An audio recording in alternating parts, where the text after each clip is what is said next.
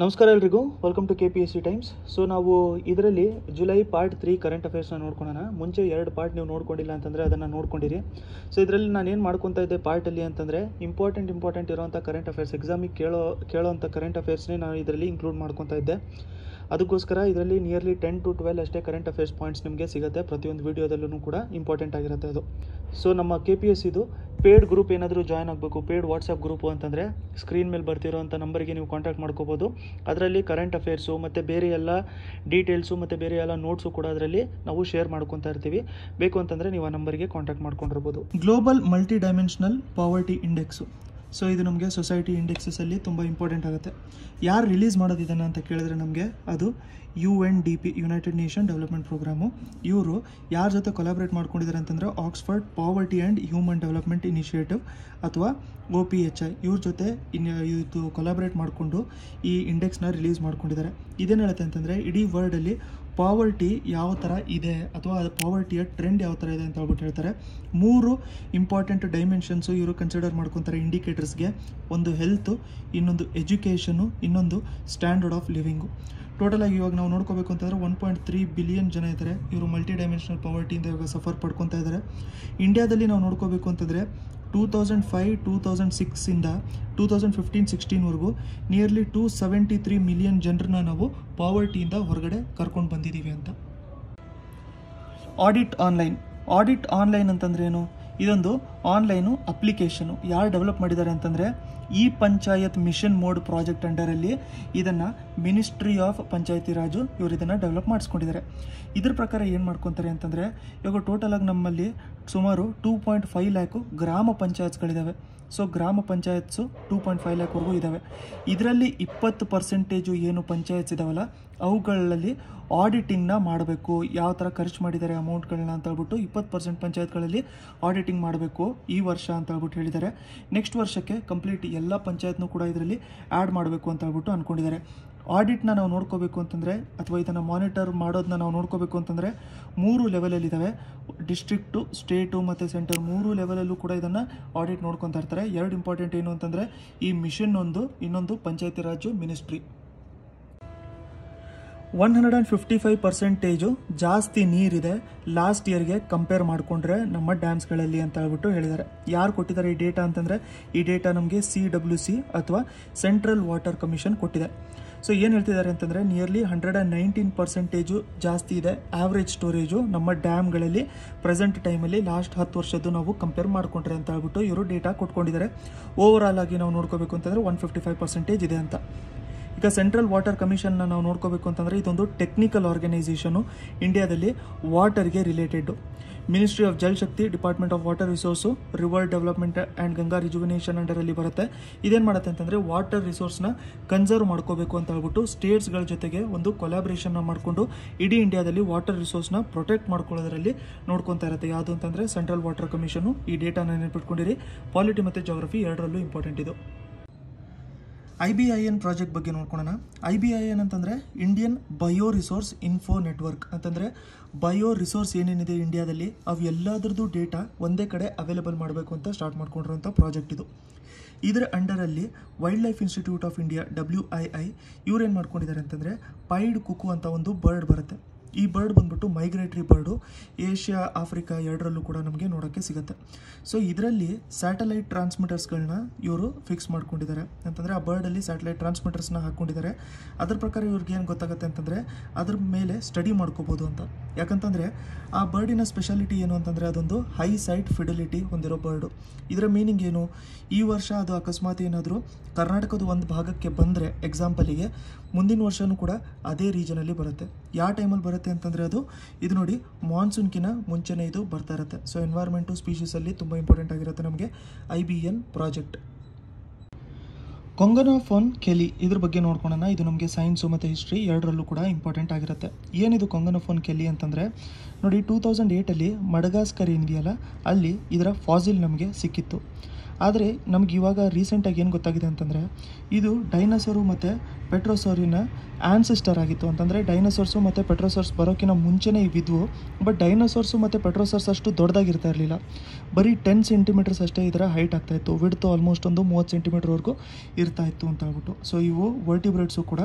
ಇದರಿಂದ ನಮ್ಗೆ ಯಾಕೆ ಇಂಪಾರ್ಟೆಂಟ್ ಇದು ಅಂತಂದರೆ, ಮಡಗಾಸ್ಕರಲ್ಲಿ ಸಿಕ್ಕಿರೋದ್ರಿಂದ ನೋಡಿ, ಮಡಗಾಸ್ಕರು ಮುಂಚೆ 237 ಮಿಲಿಯನ್ ಇಯರ್ಸ್ ಆಗೋ ಇದು ಇಂಡಿಯಾದ ಪಾರ್ಟ್ ಆಗಿತ್ತು. ಅಂತಂದರೆ ಮಧ್ಯಪ್ರದೇಶ, ಮಹಾರಾಷ್ಟ್ರ ಈ ರೀಜನಲ್ಲಿ ಇದು ಇಂಡಿಯಾದು ಪಾರ್ಟ್ ಆಗಿತ್ತು.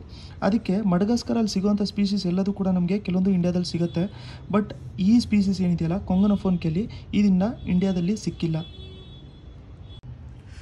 ಮಡಗಾಸ್ಕರ್ ಬಗ್ಗೆ ನೋಡ್ಕೊಳ್ಳೋಣ. ಸೊ ಮಡಗಾಸ್ಕರ್ ಅನ್ನೋದು ಒಂದು ಕಂಟ್ರಿ, ನಿಮ್ಗೆ ಗೊತ್ತಿರಬೇಕು ಇವಾಗಲೇ. ಇಲ್ಲಿ ಮ್ಯಾಪಲ್ಲಿ ನಾವು ನೋಡ್ಕೋಬೇಕು ಅಂತಂದರೆ ಇಲ್ಲಿ ಆಫ್ರಿಕಾ ಇದೆ. ನಮಗೆ ಆಫ್ರಿಕಾ ಪಕ್ಕದಲ್ಲೇ ಇಲ್ಲಿ ನಮಗೆ ಮಡಗಾಸ್ಕರ್ ಕಂಟ್ರಿ ಇರುವಂಥದ್ದು.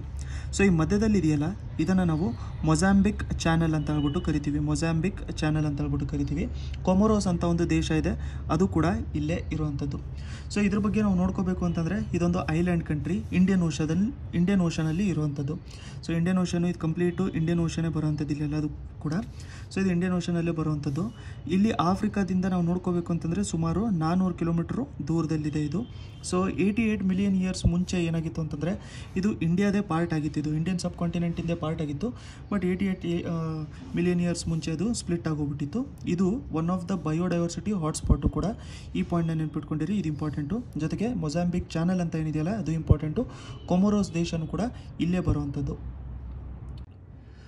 ಆಸ್ಟ್ರೋಸ್ ಮಿಷನ್ ಬಗ್ಗೆ ನೋಡ್ಕೊಳ್ಳೋಣ. ತುಂಬ ಇಂಪಾರ್ಟೆಂಟ್ ಇದು. ಎಸ್ಪೆಷಲಿ KPSCಲಿ ನಮಗೆ ಈ ಥರ ಮಿಷನ್ಸು ಯಾವ ದೇಶದ್ದು ಅಂತ ಹೇಳ್ಬಿಟ್ಟು ಡೈರೆಕ್ಟಾಗಿ ಕೇಳ್ತಾ ಇರ್ತಾರೆ.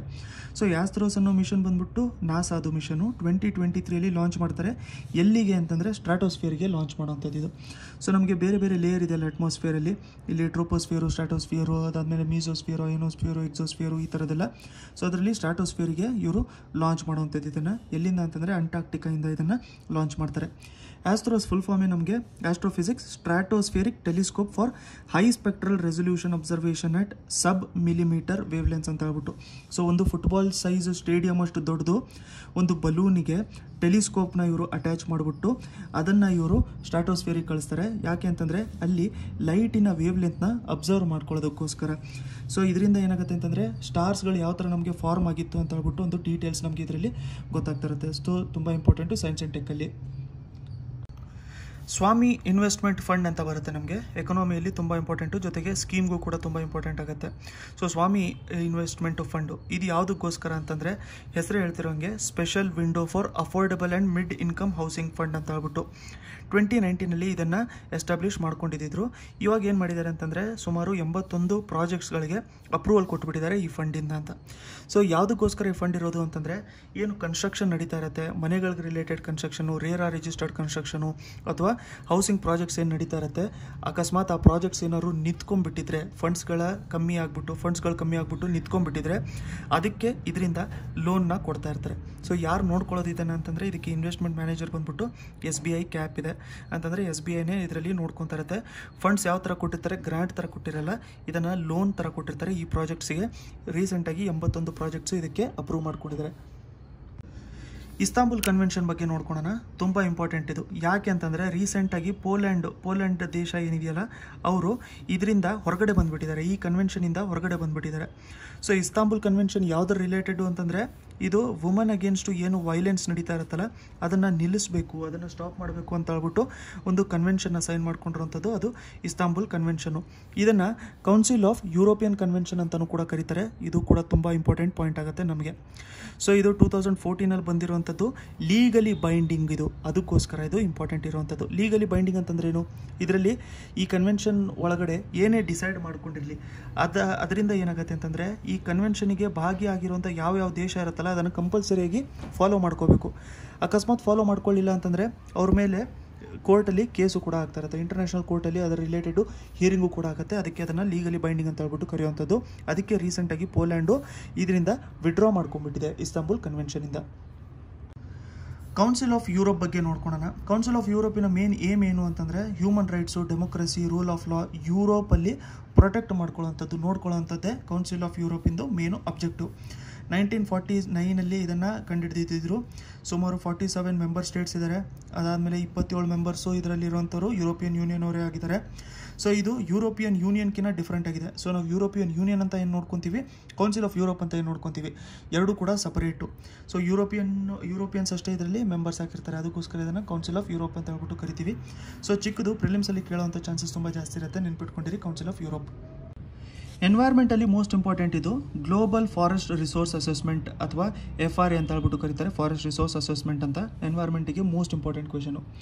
ಯಾಕೆ ಅಂತಂದರೆ ಇದನ್ನು ರಿಲೀಸ್ ಮಾಡುವಂಥದ್ದು FAO ಅಂತಂದ್ರೆ ಏನು, ಫುಡ್ ಆ್ಯಂಡ್ ಅಗ್ರಿಕಲ್ಚರ್ ಆರ್ಗನೈಸೇಷನು. ಪ್ರತಿ 5 ವರ್ಷಕ್ಕೆ ಒಂದು ಸರಿ ರಿಲೀಸ್ ಮಾಡುವಂಥದ್ದು. ಅದಕ್ಕೆ 2020 ಎಡಿಷನ್ನ ಇವಾಗ ರೀಸೆಂಟಾಗಿ ರಿಲೀಸ್ ಮಾಡ್ಕೊಂಡಿದ್ದಾರೆ, ತುಂಬ ಇಂಪಾರ್ಟೆಂಟ್ ಆಗುತ್ತೆ. ಇದೇನು ಹೇಳ್ತಾ ಇದ್ದಾರೆ ಅಂತಂದರೆ ಇಲ್ಲಿ ಕೊಟ್ಟಿರುವಂಥ 10 ದೇಶಗಳು ಏನೇನಿದ್ದಾವೆ, China, Australia, India, Chile, Vietnam, Turkey, US, France, Italy, Romania, ಇವೆಲ್ಲದರಲ್ಲೂ ಕೂಡ ಫಾರೆಸ್ಟಿನ ಗ್ರೋತ್ ತುಂಬ ಚೆನ್ನಾಗಿದೆ. ಏಷ್ಯಾದಲ್ಲಿ ನಾವು ನೋಡ್ಕೋಬೇಕು ಅಂತಂದರೆ ಬೇರೆ ಎಲ್ಲ ಕಾಂಟಿನೆಂಟ್ನ ಕಂಪೇರ್ ಮಾಡಿಕೊಂಡ್ರೆ ಏಷ್ಯಾದಲ್ಲಿ ಫಾರೆಸ್ಟ್ಗಳ ಗ್ರೋತು ತುಂಬ ಚೆನ್ನಾಗಿದೆ. ಇಂಡಿಯಾದಲ್ಲೂ ಕೂಡ 0.38% ಅಷ್ಟು ಆ್ಯನ್ಯಲ್ ಗೇನು ನೋಡೋಕ್ಕೆ ಸಿಕ್ಕಿದೆ ಅಂತಂದರೆ ವರ್ಷಕ್ಕೆ 0.38% ಅಷ್ಟು ಗ್ರೋ ಆಗಿದ್ದಾವೆ ಫಾರೆಸ್ಟು ಅಂತ ಹೇಳ್ಬಿಟ್ಟು.